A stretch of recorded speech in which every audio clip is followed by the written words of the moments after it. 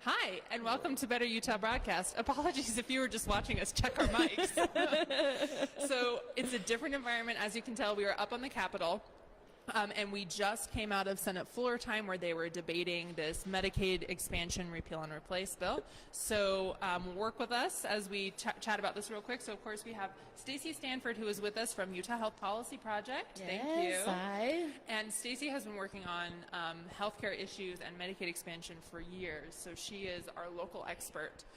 And, of course, we have Lauren Simpson, who is our policy director. Hey, Lauren. Hey. If you saw snark from our Twitter page earlier today, it was Lauren. So, yeah, all right. girl. So, guys, let's get into it. Chase is behind the camera, and he's so proud. All right, so let's get into it.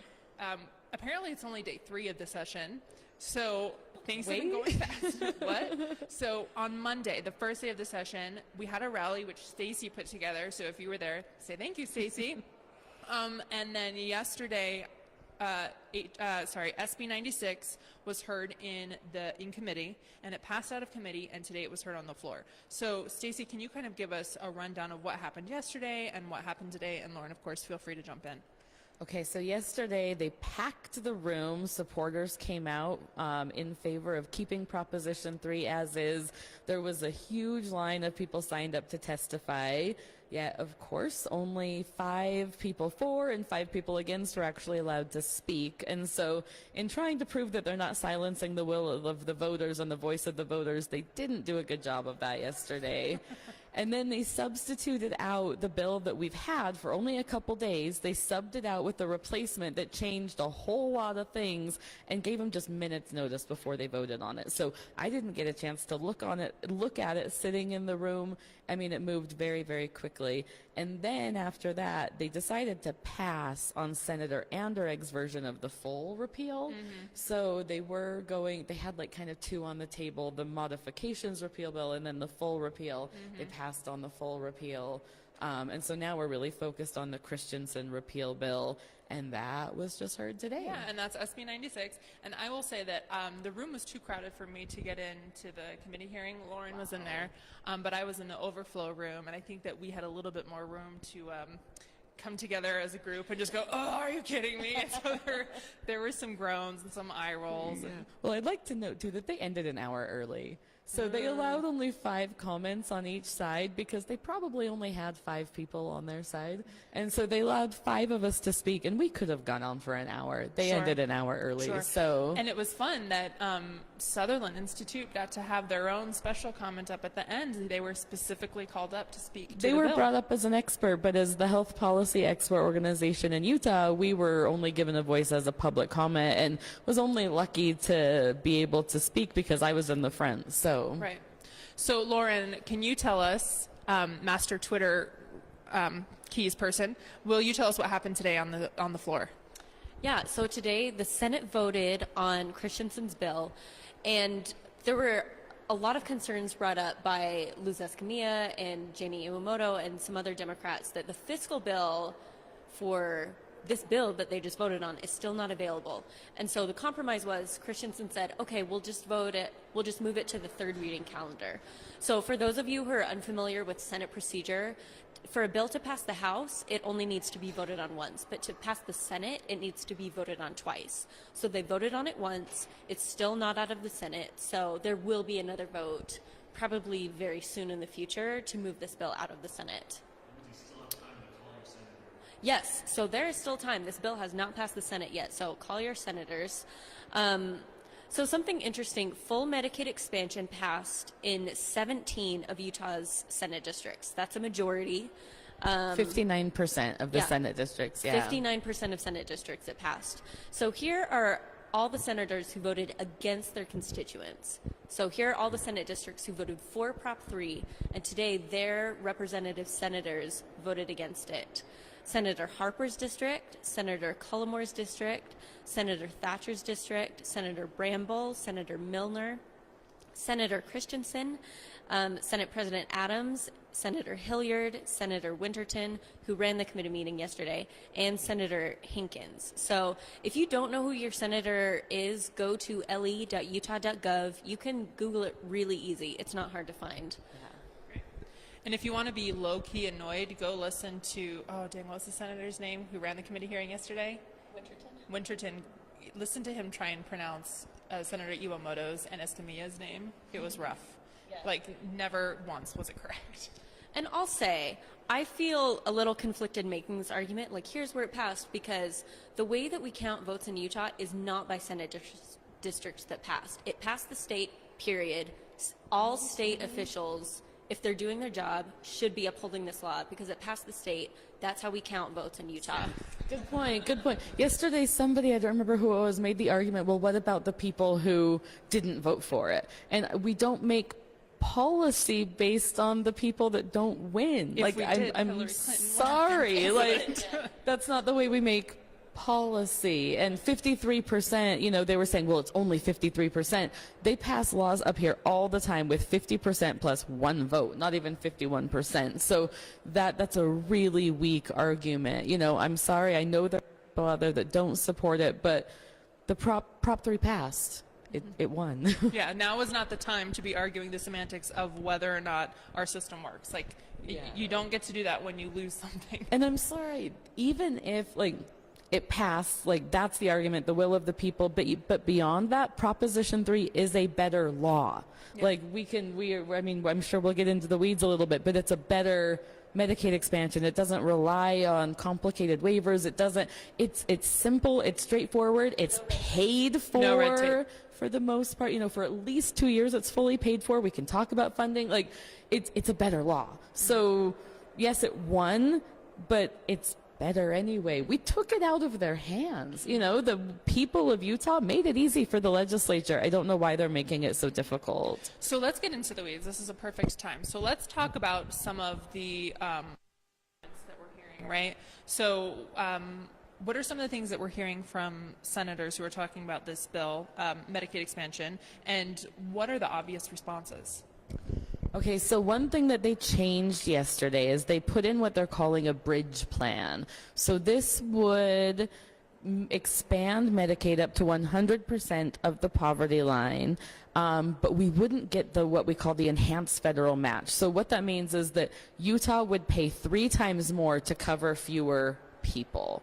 And their argument for this is that the coverage gap technically ends at 100%, and they're right about that. You know, after 100%, you can go on healthcare.gov and you can find a plan, but those plans are not free. Yesterday, they kept saying, you know, you can go and get a platinum plan, 100% paid for. That's not true. A, there's no such thing as a platinum plan. And B, the subsidies, there's still some skin in the game. So if you're making 0% of the poverty line, like $12,000 a year, you don't have a lot of wiggle room in your budget. So if your, you know, premium is $25 a month, $50 a month, that's $50 that can't go towards food. Yep. And so, the reason we do it at 138% and not 100% is that is what the law says we have to do.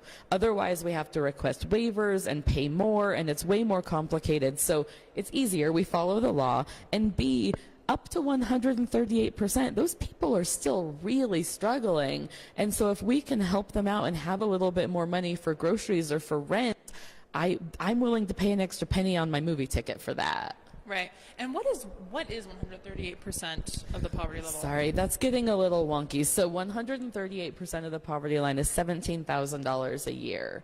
And for an individual, it's 33 for a family of 4. So that's not, these people are not wealthy. These are still really low income working individuals. You know, they're hardworking. These are 2 or 3 jobs, minimum wage, less than minimum wage, really struggling to get by. And they're quibbling, you know, they're fighting over making them pay an extra $50, where the state of Utah saves money if we save those low-income people money. Does that make sense? Yeah, absolutely. And it's super interesting that you bring up that number. What'd you say, like $33,000 a year for a family? Yeah. We know that $45,000 a year is what you need to be making at minimum to afford a 2-bedroom apartment in Salt Lake City. So, you know, they say $27, $50, it's not a big deal, you can pay it. It is a big deal. It is a big deal. If it wasn't a big deal, people cost of would. living is Right. high It's here. very, very high, and it's going up. And I mean, I have two small children. When they were younger, they were on formula, and $20 is a thing of formula. Like, that is not a bit, and that's like a week and a half of food for your baby. Yeah. So it's a little bit astonishing to see how it feels almost out of touch. Yeah. And it's kind of a cliche, but it's very out of touch, I would say. And so the other piece of that, so they want to do, cover up to 100% and pay 3 times more. The other piece of that is that that's not like a long-term thing. They're talking yesterday about doing that, partial expansion for a year while they wait for permission from the federal government to get, the enhanced federal match to only have to pay 10% versus 30%. So they're saying that, okay, we'll do it temporarily while we wait for federal approval. And then the questions came up yesterday, I'm sure you heard it, that, if we don't get federal approval, what happens? And the answer was, we put in a per capita cap, we cut people off. Per capita cap means cutting people off of healthcare, taking away their healthcare. So we'll extend it temporarily, we'll pay 3 times more, we'll cover fewer people, and then in a year, if the Trump administration doesn't change their mind, and all the other people that are in line to sign on to this, if they don't change their mind, then we're just taking it all away. And has this waiver ever been approved for another state that has tried it? Never. Nowhere. Utah waited for like 9 months for pretty much the same thing, and we never got approved. Other states have asked and have not gotten approved. One state has proceeded anyway with a similar like bridge plan like we're talking about. Pretty sure it's Wisconsin. Fact check me in the comments if I'm wrong. But they're paying an extra $100,000 a year not to expand Medicaid. And that's what our legislature is talking about doing. Instead of just the easy Prop 3 way that's funded and easy to roll out, they're debating paying a lot more for fewer people. Can I ask a question? So a lot of the pushback to Prop 3 and a lot of what we're hearing is, well, we know that Prop 3 is funded for 2 years. But then after that, what happens? Will all the money run out? Like, is Prop 3 sustainable long term and not just for the first couple of years? Yeah, that's a really great question. So we know even by the most conservative estimates that it's funded for 2 years, fully funded. And then after that, I think it was like about a $10 million shortfall that we start looking at. And when they make laws on the Hill, they don't fund them for a million years. They don't fund these things indefinitely. They get the project started and then they come back and reevaluate. They didn't have any problem putting together a prison and other plans that ended up costing a lot more money. There's no issue there, but when it comes to healthcare, suddenly it's a big debate and we have to fund it for 50 years guaranteed. And the people that worked on Proposition 3, the stakeholders, like, there are conversations that we're willing to have. There are things in the bill that we could adjust to address the cost. We could bring more stakeholders to the table. The hospital assessment, there's a lot of things we could do to address that sustainability, but they don't want to have that conversation because, as they admitted yesterday, they're philosophically opposed to full Medicaid expansion. It's not about the long-term costs. It's about philosophical opposition. We can address the costs. We can have those conversations. We're more than willing. We never said Proposition 3 was 100% flawless, perfect, you can never touch it ever. We're saying, don't repeal it. Don't take away care. Let's have conversations about tweaking things to it more sustainable. Yeah, and the problem, sorry Lauren, I'll go to you in a second. The problem that I see is that, so Senator Christensen was the one who admitted that he was philosophically opposed after wonderful questioning by Senator Escamilla. And my problem is if you are, if the voters decided that they want full Medicaid expansion, don't send someone to the table to negotiate how to fund this thing if they are philosophically opposed. The person that you need to be sending to the table is somebody who says, okay, I may be philosophically opposed or maybe I'm not, but I recognize this and it is my job to find a way to make this happen. You know, Representative Ray Ward introduced another bill yesterday that could make the conversation interesting, where he addressed some of these more technical things. The Department of Health has said, it'd be easier for us if you did this thing differently, or, you know, little things like that. So he's addressing a couple minor tweaks, and then he's addressing one of the kind of wonky components of the bill that does cause a cost increase, which is paying healthcare providers more over time.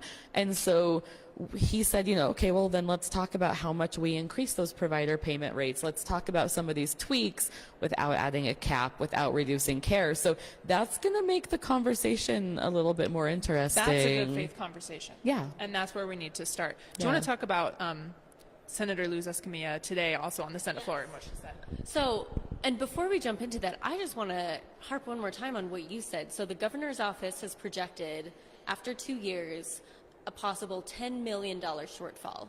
That is radically different from anything that I've heard from the Republican senators who are talking about a $310 million shortfall. Where's that coming from? Yeah, we don't know. So last year, we wrote Proposition 3 based on their numbers, the legislature's numbers. We took their numbers, and that's what we calculated our tax increase off of to pay for it. So we used their math. We thought maybe things could be different, but we used their conservative estimates and went forward. A year later, a year and a half, not quite later, suddenly their math has changed, and their numbers are radically different, and we have no idea where that's coming from. They won't show their work. We see their totals. Nobody will show us how they've gotten there, and we don't know why these numbers have changed. And that is exactly what Senator Escamilla called for on the floor today, because she brought up yesterday in committee and then today on the floor a study from Brookings Institute, which is conservative, showing statistics about other states that have expanded Medicaid and how they were doing okay financially, and that it hadn't cost any more money than they had expected to. And so you have these radically different statistics on both sides of the argument. And so what she's calling for is, like you said, everyone to show their work, back up your stats. You know, media literacy is important now more than ever, and it's important to show your sources, cite where you're getting things from. Yeah, we are so happy to have these conversations. Like, we're not saying we're perfect or that our policy is perfect. We're saying, you know, let's have conversations, but in good faith, with good numbers, with, you know, all of us showing our work and citing our sources. You know, I'm not saying I'm willing to compromise the will of the people, but, you know, there are little things we could address in the future for the costs. And that's the other thing, is that we don't have to change anything today. There is no problem for at least 2 years. So why is it day 3 and we're already having a vote on the Senate floor? What is their hurry? Why are we rushing this so fast? They could let this roll out. Prop 3 could roll out, could save money. And then we could have a special session, or next session we could really get into it and address the funding and adjust it then. There is no logical reason to be doing this yesterday and today. This is unheard of, unprecedented, fast, behind closed doors. They're subbing out bills. This process is inappropriate. It's the opposite of transparent. So here are the places, to make it simple, where we are seeing so far that they are not showing their work. And if this is incorrect, let us know. But so far, they are not showing any proof that the federal government has made a promise that this waiver will be approved by April 1st, which means there's going to be a delay. And they keep promising, and they're saying, basically they've said yes, it's just not written down. Show your work, prove it, because we have no proof that they will ever do this. In fact, the proof opposes your point, which is that it will not be approved, and certainly won't be approved by April 1st. Second, let's see the fiscal note. We want to know how much this thing is actually going to cost, because so far you're throwing around numbers and we have no proof. And then third, what was the last one? You know, where your numbers are coming from. Right. You know, so you're citing these new numbers. I think it's Anderegg that keeps saying that in year 4 it's a 400 million overrun. I have no idea where that number is coming from. Like, we don't know. I would love, like, if you show me a piece of paper and you can map it all out, all right, that's something we should talk about then. Right. But we haven't seen it. And also the other one was claims that other states are regretting it. Yeah. Has a state ever repealed full Medicaid expansion? Never. You know, Once there's they've never enacted it? been a repeal. There's never been, like, some states have had challenges. No healthcare system is perfect. No policy ever is perfect. You know, there are some states that have had challenges, but those are the ones, that like rolled out really quickly. And so nobody had done it yet. There was a lot of things that couldn't be predicted. We've been watching other states for 6 years. We've modeled this very carefully. You know, we've been able to include some, you know, quote unquote woodwork effect and things like that, where other states, they did it real fast. They didn't have anything to watch. So let's look at the math when we look at all 33, 34, 35 states that have done it. What are they saying at large? Not just pulling random samples that favor your argument. And of course, enter the conversation with good faith. Yeah. Right. Any last words before we wrap up? I think that's it.